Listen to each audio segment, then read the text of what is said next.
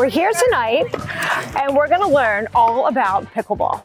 So tonight I have with me local resident pickleball ambassador, Bob. So Bob, tell me, how did you get that role? Well, when the city about 5 years ago agreed to give us courts here, Kathy Ewing was the person who was the ambassador. She's the one who went to the city and talked them into giving us real pickleball courts. We used to draw chalk on the tennis courts, then we put down some tape. Then they eventually, Andy Simpson said, okay, we're going to build courts. Kathy became ill and asked me to step in. She sponsored me to become a USA Pickleball Ambassador. And they're the governing body of pickleball. They make all the rules, they run tournaments, everything else. That sounds like a lot of work. So did you have to go back to school for this? Nope. I had to be sponsored. I had to go through a little bit of a routine, and then the same thing for becoming a certified coach. That was a little bit more involved. But that's where it all started, with Kathy and with getting the courts actually built here. And then I was doing it as a volunteer. We would just show up and play. Last year, we put a new system in place called Court Reserve. So that's an app you go on and the city charges, you pay through the city, you make reservations. Each day we have 2-hour sessions by skill level. So all the people of the same skill come and play together, which has made it a lot better. So a rookie like myself won't have to play up against these professionals? Correct. Correct. Yep. We can help you get started, and you can play with people your own level. You can move up when you feel like it. It's a great system. It works out very well for us. So if you are a rookie and you don't know what you're doing, but you want to sign up and reserve a court, can we bring someone in like yourself to teach us and show us what's going on? Yeah, officially I don't do it. The last time I was doing classes inside, the last one I did, 24 people showed up who had never touched a paddle. So the sport's just gotten so popular. When we started about 8 years ago playing here, there were maybe 20 of us. Last year, 1,600 people signed up in Court Reserve to play in Brigantine.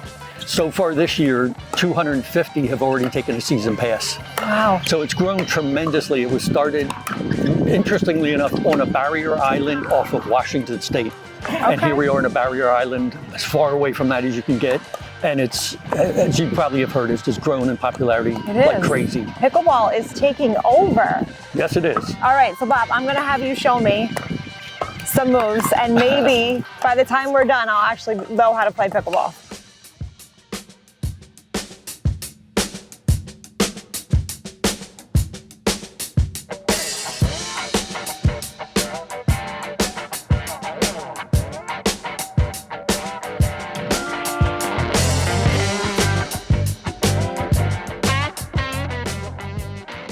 I'm Jay, help Bob with Brigantine Pickleball here.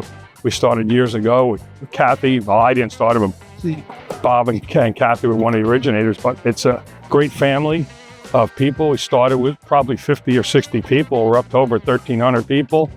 And it's really a family. Most retired people, younger people, we mix all in. It's a great, fun game, and you're just here to have fun. We care about winning, but we don't care about winning. We're here more to have fun, and we back our people. When something happens, we're all here to help. And it's a great big family.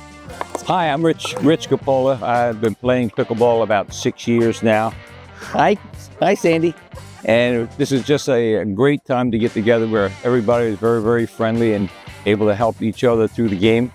The game has come a long way since we have tried to get these pickleball courts for a number of years through the city. And my thanks goes to Kathy Ewing, who is responsible for whatever we see here. I remember her from 6 years ago, and I can remember the first time I walked into the gym. I stood in the doorway, and Kathy Ewing introduced herself to me, introduced me to the game, and I've been playing ever since. Hi, I'm Lainey. I'm new to Brigantine, and I'm also new to pickleball. I've been playing pickleball for about a month. I played tennis most of my life for about 40 years, and I am sorry to say that I think I'm giving up on tennis and moving on with pickleball. Being new to Brigantine and being new to pickleball, the community here has been extremely welcoming, extremely helpful to a newcomer like myself, and it's great. I really look forward to playing more and getting better. I love pickleball because every time I would come, I would look around just like you're a child when you go to a playground. You would look for the bike. Whose bike is it? And I would look for the cars and see whose car was there. And I was so excited. 6 years ago, I lost my husband and I started pickleball. And I have to tell you, it saved my life. So those of you that were there beside me and your car was that bike that I was looking for, thank you. Hi, I'm John Henriquez. I've been a member of Brigantine Pickleball from day one. So that would be roughly about 7-8 years. It's been a great group of players we have had. And when we first started, it was like indoors and we had to put little strips to make the court. And from there, we have progressed to have 6 outdoor courts, 3 indoor courts, and a beautiful group of people. It's fun to be playing pickleball. Come and join us anytime you like.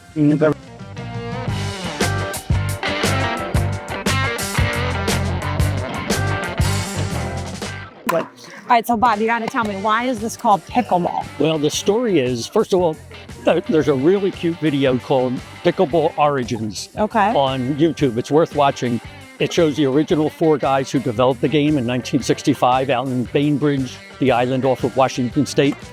And everybody thinks it's because they had a dog named Pickles.